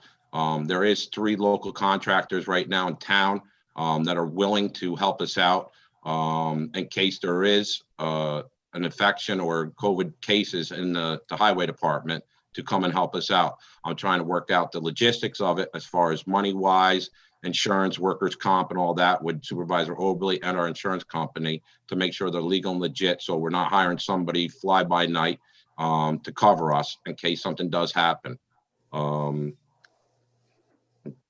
That's basically it with the COVID right now. We are taking every and any precaution necessary to not get infected. I'm trying to limit the guy's exposure to the outside world, we call it, as far as like going to stores or interacting with the public and stuff like that. If no more than 2 guys in a truck, they both have to have masks on. We disinfect the trucks before they start work in the morning. At night when they leave, the vehicles are disinfected. We are on a 3-week schedule of Councilwoman Nancy Cunningham provided us with the fogging machines. So we are fogging the highway department, the offices, the cruise break room, the bathroom, upstairs, the parts room, the sign room. We are doing the old shop. Dutchess County sheriffs have reached out to us because they do have a substation there. So they're asking us when we fog the old shop and the bathroom over there, which the sheriffs use, if we can do the sheriff's office and stuff like that. So this way, if a sheriff comes in, uses our bathroom, one of our guys goes over and uses that bathroom, we're trying to limit every and any exposure possible. I'm adamant about this. I could not afford to have one or all the whole crew go down during the winter season. It'd be I don't know how to put it, but it would be very bad if we get a snowstorm and we have to go down. I'll be reaching out to you councilmen and women and other people to help us with our trucks and plowing and sanding. There's nothing else, I've been trying everything and anything possible to limit our exposure at the highway department, put it that way. Okay. Now we'll go to the next agenda item. Dean, on events law. Yeah, like I said, we're going to postpone it until January's meeting, until we got feedback from the December 30th. No, 29. Oh, December 29th meeting. Yeah, 29th? you missed the Okay. date. The others dates are correct further back, but this one you missed. So December 29th, we can take it up. Okay, so that's it. Okay, next one is short-term rental local law fees. Yeah, this is, I mean, obviously we've been talking about fees for a little while. I just want to start off, I did make another small change with Carol today. We added the word "and" to a statement by cemeteries, just to make sure the statement above the cemetery fees was correct, but it makes no big change. I'm throwing it all out. Yep, we're throwing everything away. Then I didn't turn to the right page, so I'm looking forward here. But we had discussed basically doing fees for short-term rentals that followed the special permit fees. So it would be, I believe, $250 for a non-hosted special permit, $200 for a renewal, $150 for a hosted certificate, and $100 for a renewal. We did receive a couple of emails. I don't know that I necessarily need to read them. I know all the town board members read them. Those emails want us to raise the fees higher, say significantly higher. So my feelings on this, I wrote down a lot of thoughts, but my first is that there's been an assumption that we're going to have a rash of violations and complaints simply because we passed the law. As Dean pointed out, we have between 80 and 100 short-term rentals in town. You actually overestimated how many have had complaints on them. I checked with our zoning enforcement officer, and there were 2 that we know of. One was on Longview, and it was resolved almost immediately. And this is in the past 2 years. And the other complaint is wrapped up in a series of complaints that are happening on Deer Ridge Drive. So that one has not been resolved yet. But there has not been a large number of complaints. So I just don't see that with this law passing that we're going to get suddenly a rash of complaints on them. We will have violations of people not applying for a permit that we'll have to deal with. I feel like in the past, Ray has rightfully reminded us that our fees need to be based on the actual cost to the town. So I had conversations with both the zoning enforcement officer and the building inspector, and they agree that I think I actually raised the non-hosted fee from 125 to 150 based on one of those conversations. And they think that those fees are in line with the work that they're going to perform. I think that if we have much higher fees, especially when we're asking for a special permit, if we have much higher fees for the short-term rentals, but we're not doing that for other special permits, then we're writing a law that is treating one group of people unequally, which makes me uncomfortable. And the simple fact that to me, you know, the short-term rental law makes a residential building and allows someone to use it as a residential building. And I think that when we start throwing around the term commercial activity, I understand that somebody's making money off of their property, but I think it's meant to make short-term rentals sound like something worse than what they are. We allow barbershops and machine shops in the town of Clinton without any special permits. They're just an allowed use. And I would argue that things like that are changing the use of a residential building more than a short-term rental would. So I think if we want to make these fees really high, it seems punitive to me. And if we're going to have punitive measures, that should be in the punishment section of our law. It should be in the fine section on violations, not when we ask for fees for permits. So that's my argument to keep it where they are. And I think for the general public, you might define what non-hosted and hosted are, just in case people don't understand that and haven't been involved with the STR. Yeah, the short-term rental law splits short-term rentals into two categories. One is hosted, where the owner of the residence is either living in the main home or an accessory dwelling on the property while it's being rented out. And non-hosted is when the owner is not present while it's being rented out. And that one requires a special permit and a higher fee. Can we have some discussion on this, or we gotta? Yeah, absolutely. All right. I mean, I haven't even made the motion yet, so. No, well, I didn't know if we were gonna, so, I agree to a certain degree on that. I mean, like I said, the non-hosted, I think is fine because the hosted is fine because obviously the owner's on the property or someone's on the property that's representing the property.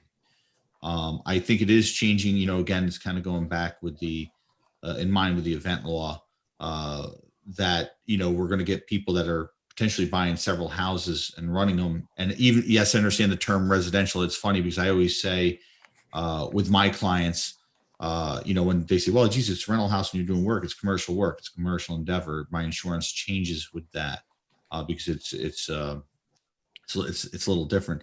So it is a commercial endeavor where there are people changing multiple times in a week on there. And I do agree from my conversations as well that there's been limited problems across the board so far with that. But I go back to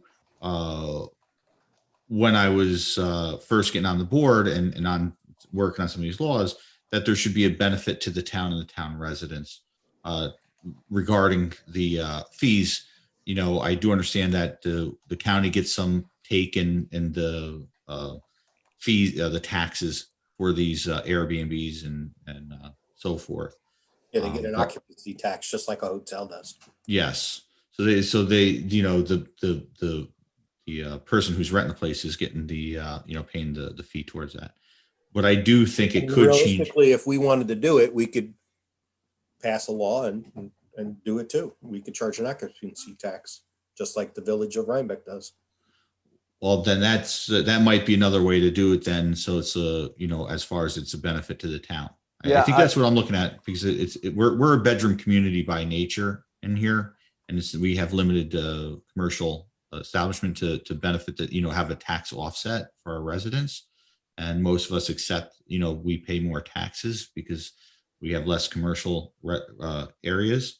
But I think I might agree with the idea that Dean just said, doing something like that. So it's not specific to the homeowner that's doing this. Yeah, I have a couple of things is if we make the fees exorbitantly high, then we're punishing all of the people that comply with it, which is going to be the vast majority of them. I'm not saying make it high. I'm just saying make it real to the point. I'm not saying going to $1,000 a house. But when we start talking about the fees should be beneficial to the town, that's when I go back to what Ray has talked about in the past with fees is that we're supposed to be charging fees that cover our costs. That's what the fee schedule's for, not so that we can make money and improve the park, say, or do something. No, I understand that. I think what we're having, though, we do have a few cases going on with neighbors fighting neighbors that's costing the town money. And as if we get a few more of these going on, this is stuff that can potentially impact the funds within the town to be driven to court cases. Not to go into specifics. Now, I'm not saying there's anything specific going on with the short-term rentals at this point, but that should also be a certain percentage that should be a factor into, as an insurance for the town as part of the fees. If it's a way of doing it through a tax, through a small tax that the town gets a portion of these ones, maybe that's the way to offset it to make it beneficial to the residents. Now, I'll say, as a capitalist, I think, in a person that feels on property owner rights, I think it's a two-way street, and I'm be the first one to support property owners' rights to do what they want on there. But as we heard from Jerry on the other side of things, and some people go a little bit further, we want to make sure that, some of the residents that are not expecting that, that they see some sort of benefit. And that's what I'm going to leave it at that. Ray, you're muted, Ray. Muted. Michael, I also agree with your logic. I don't think we should be punishing people for doing what they're supposed to be doing. I think we need to play this out with the fees that you've recommended. And if there's a need to change it, we always have an opportunity to do so. But I think the punitive thing is not the right way to go. And based on what Ray had pointed out earlier, these fees should be solely for covering the cost to administer this program, not to make additional revenue. So I agree with your logic. And I would be happy to revisit, like this would be a zoning violation, which is, the first offense is $0 to $350, second offense, $350 to $700, third is $700 to $1,000. I'd be happy to revisit that. And if we feel that our fine should be higher to discourage people from acting poorly, yeah, then let's talk about that. But I think the fees for the permit, we shouldn't punish them before they do anything wrong. Right. And we have a lot of punitive action, like you said. So, I mean, it's built in, and I think we have to see what happens. Yeah. We're anticipating things that we really can't back up at this point. So, yeah. I kind of have a little bit of mixed feeling on it, but I'm fine with the fee to start off with it. It's just that one way to look at it is if I think we're looking at what's the worst possible scenario, and we don't really have a lot of cheap homes in the town of Clinton. So the person that's going to probably Airbnb is someone that's going to spend a little bit more. So we're not going to always get the problems that we hear that other towns may have with the rowdy kids, which is, I guess, what the problem was on Deer Ridge.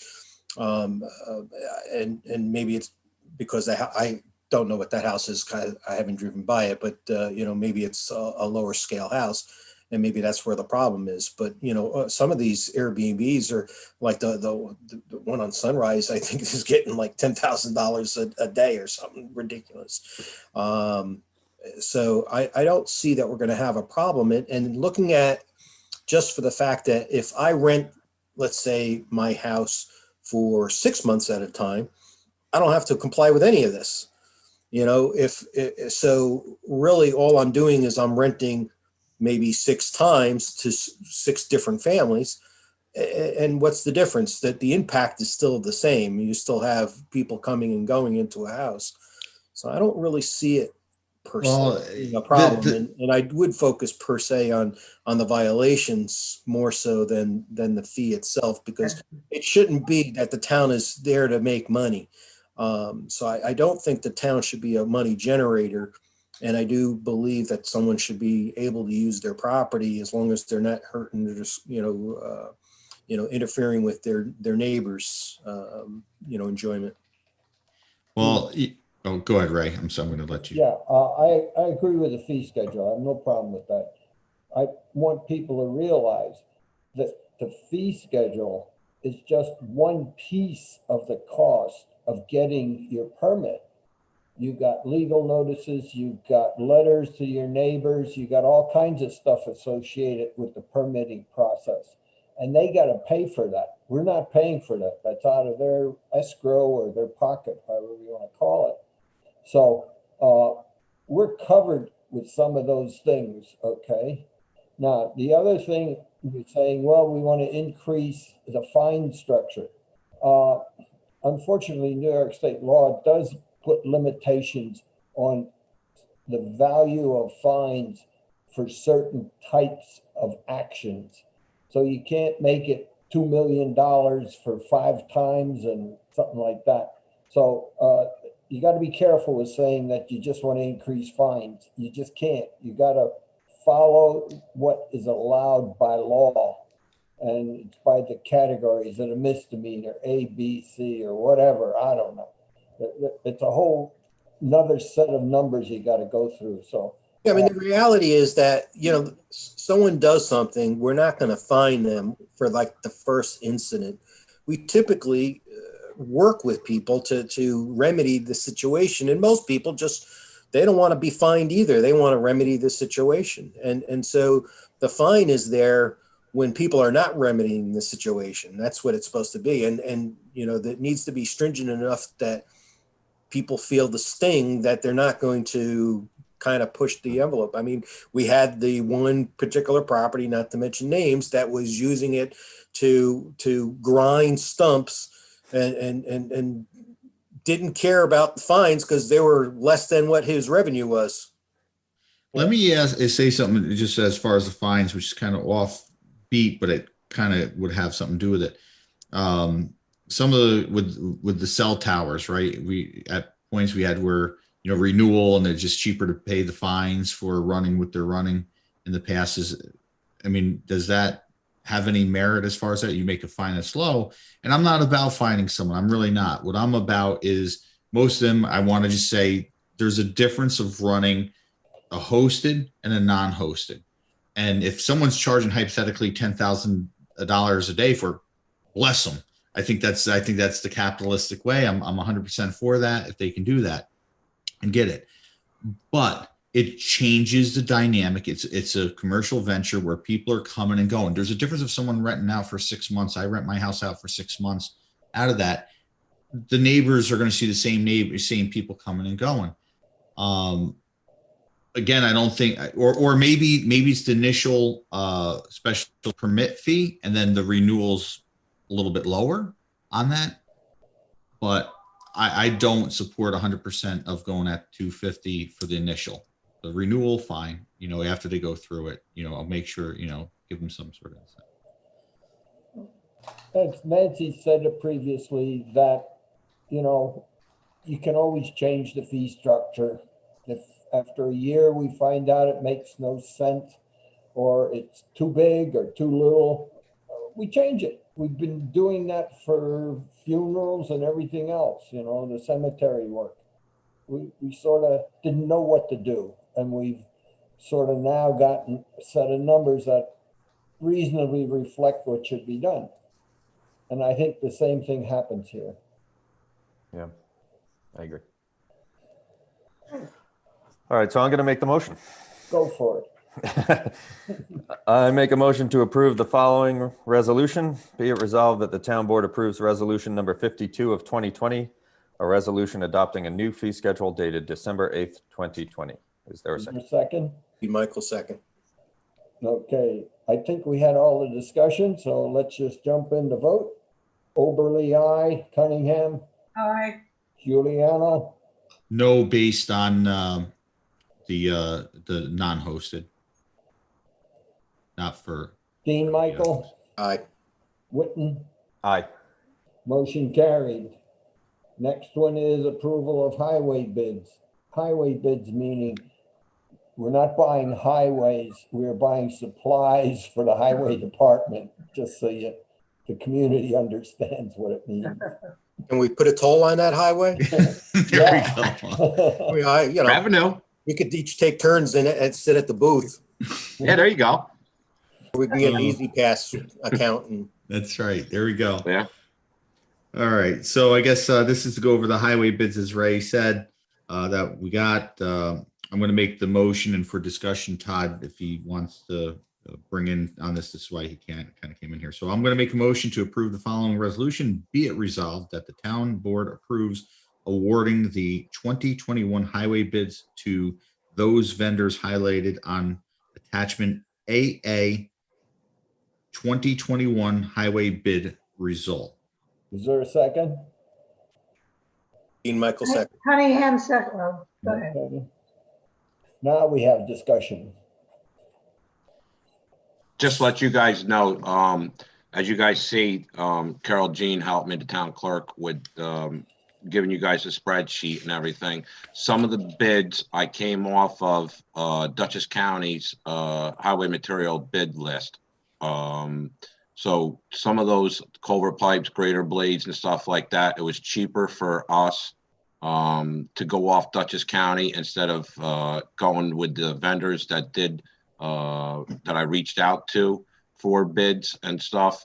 Some of the other vendors were higher. That's why I was recommending to you 5 board members to approve the list that I sent with you. Hopefully you guys got the Dutchess County's bid stuff in there also. So I piggybacked off of Dutchess County, which is going to save us on greater blades, culvert pipes, and things like that we've been using pretty regularly, and it'll save us some money by piggybacking off of Dutchess County.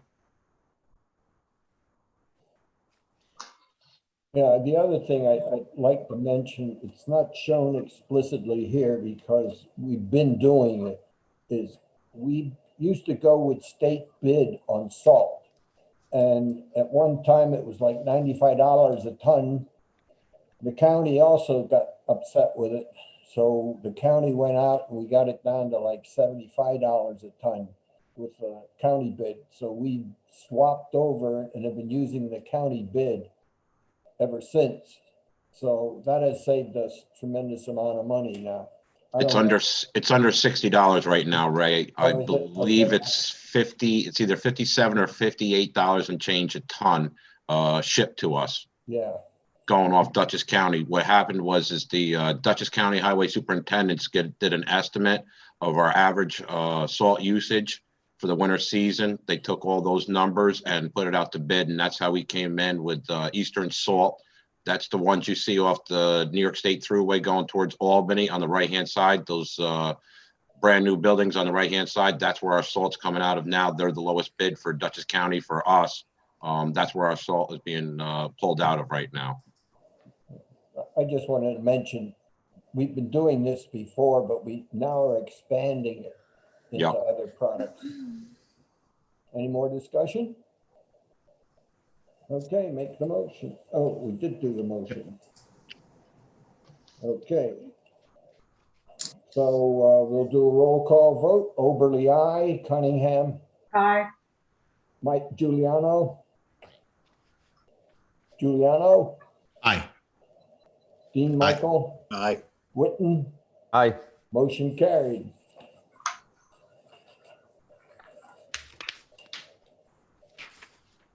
The next one is a SAM grant resolution for the library ramp with a change of year of the budget cycle. We had it in the 2020 budget. Now we put it in the 2021 budget, so we had to change the resolution that was attached to the grant thing. So it's no change in the budget, no extra money. It's all there as was before. I make a motion to approve the following resolution. Be it resolved that the town board approves resolution number 53 of 2020, a resolution showing that the town of Clinton included $6,000 in the 2021 budget to supplement the DASNY grant. Is there a second? Dean Michael, second. Okay, ready for a roll call or is it discussion? Okay, roll call. Oberly, aye. Cunningham. Aye. Giuliano. Aye. Dean Michael. Aye. Witten. Aye. Aye. Motion carried. Conference, discussion of conference center local law. Dean? Talked about it before, but I think Yeah, we it's spend a little more time here. it's basically because we're creating this ag event law that we're going to rework the conference center law to address the changes that we're making. So, I would ask that, I don't think did you send that out to everybody, Carol? I did last month. Yeah, because I don't remember, but I thought we did. So, look at it and let's see what changes we need to make and any input from these last discussions with the ag law to see where we should address something else. I assume that this is not as pressing as the short-term rental and the ag events laws. Yeah, we don't have anybody applying for a conference center, so I don't expect that we have to get on it right away. Okay, next one is meetings. We're gonna have 2 more meetings coming up. I make a motion to approve the following resolution. Be it resolved that the town board approves setting the date for the annual meeting for December 29th, 2020 at 6:30 p.m. via Zoom. Is there a second? Dean Michael, second. Okay, the annual meeting is where we balance the books. Basically, that's what it is. The financial records go through all the accounting codes and balance them. Okay, roll call, Oberly, aye. Cunningham, Aye. Giuliano, Aye. Dean Michael, Aye. Witten, Aye. motion carried. The next one is the reorganization meeting. It varies as to which day it's held in January.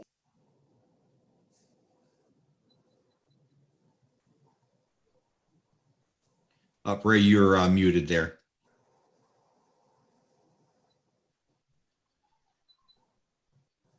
Let's hit something on this keyboard. What? Okay, I make a motion to approve the following resolution. Be it resolved that the town board approves setting the date for the reorganization meeting for January 5th, 2021 at 6:30 p.m. via Zoom. And this is where we do all the appointments, change of salaries, appoint all the banks and newspapers, all kinds of ministrivia. Is there a second? Dean Michael, second. Any discussion? Roll call, Oberly, aye. Cunningham, Aye. Giuliano, Aye. Dean Michael, Aye. Witten, Aye. motion carried. Next one is, we didn't know until recently being like within the last week, that the Association of Towns annual meeting that's traditionally held in New York City is going to be held via Zoom. And I'm also the representative that goes to vote and things like that, but I also used to go and you learn stuff. So I sent that all out to the board people for them to consider if they want to participate or not.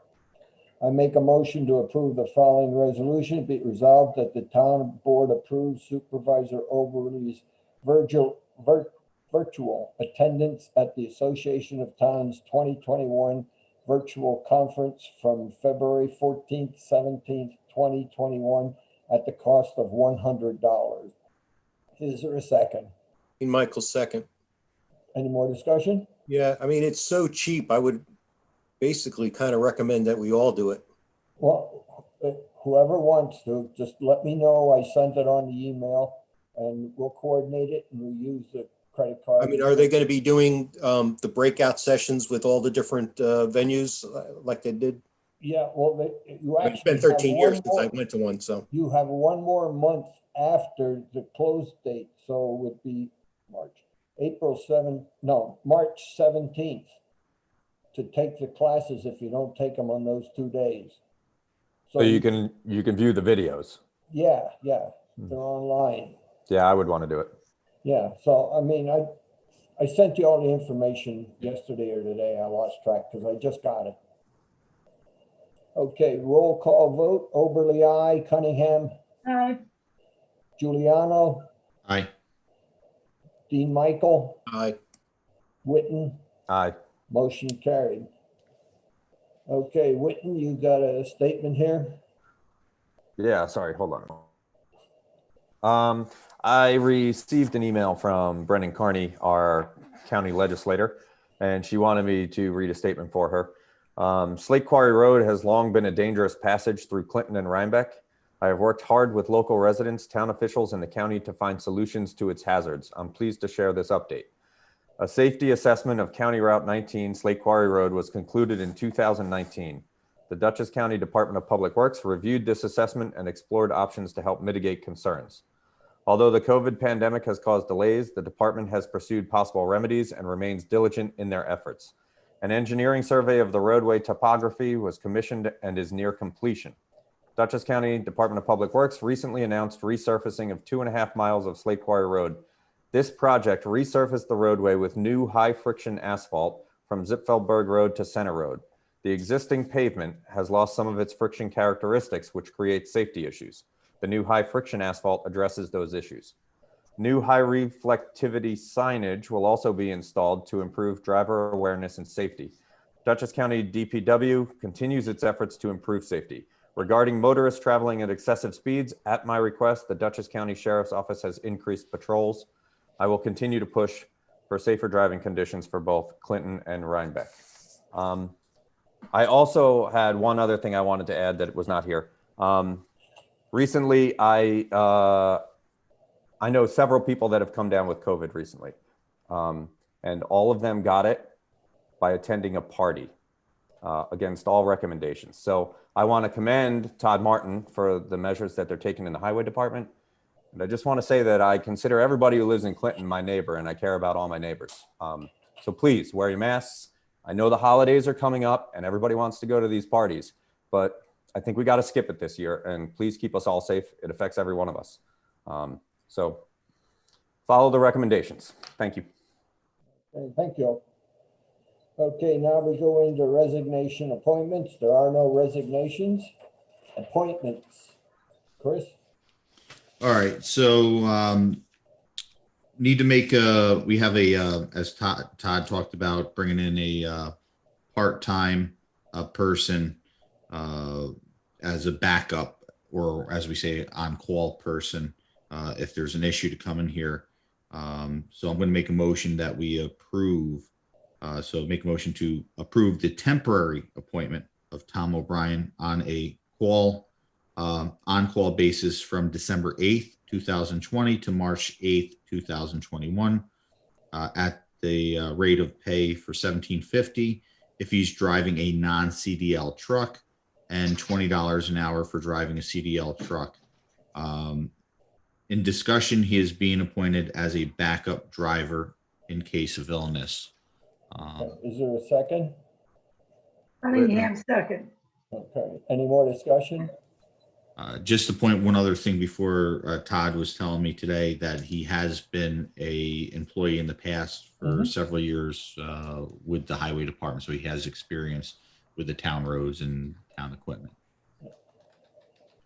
Okay, roll call. Oberly, aye. Cunningham, Aye.